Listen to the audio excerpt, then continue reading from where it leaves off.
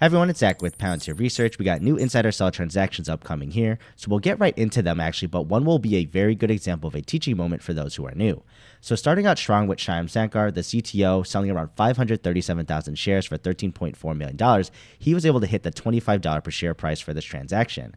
Then we got David Glazer here at 360,000 shares sold for around $8.5 million, which is an average price of around $23.60. Now the teaching moment here, next we've got Ryan Taylor, who is selling 150,000 shares at $3.5 million for $23.6 per share as well, but his name is familiar from the last video. And these last three files here were for Form 144, just so you know, or a report of proposed sale of securities. Now, for lower officers, a Form 144 is actually not required, but higher ones do.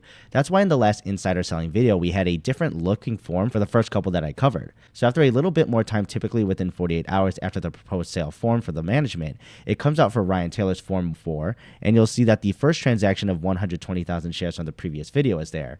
And then this also new sale of 150,000 shares I just showed you. So the other important factor on Form 4 is that you get the transactional amounts of securities left. So if you follow the journey, transactions M, acquiring shares down in the explanations of responses down below, shows that Ryan Taylor executed vested options and immediately sold them. Now, if there's automated tax sellings, it would typically show that, just for example, but that's only if it's directly from the sales there. And that has been a common case, but just pointing out here, this sale and commonly so for other executives are also for pre-existing trading plan transactions. Now, technically, you can argue they can stop the plan, but also that'd be timing the market too. Plus, we don't know everyone's personal finance situation. I still think of that Enron guy who got divorced and liquidated his shares before the Ponzi scheme came out. So just a funny story here of kind of lucky but unlucky at the same time. But either way, with these sales plans, it allows them insider transactions without getting in trouble since they are privy to inside information.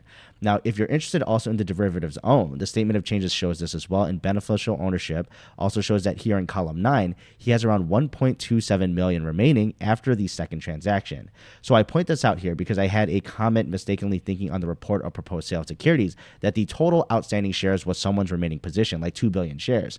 That would be crazy, but if you're not familiar with the numbers, a number on any form, I guess, is just another number.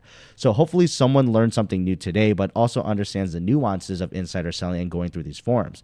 The explanation of reasons is huge here and can be from multiple different transactions, just so you know, so you might need to follow it closely if it's more complicated.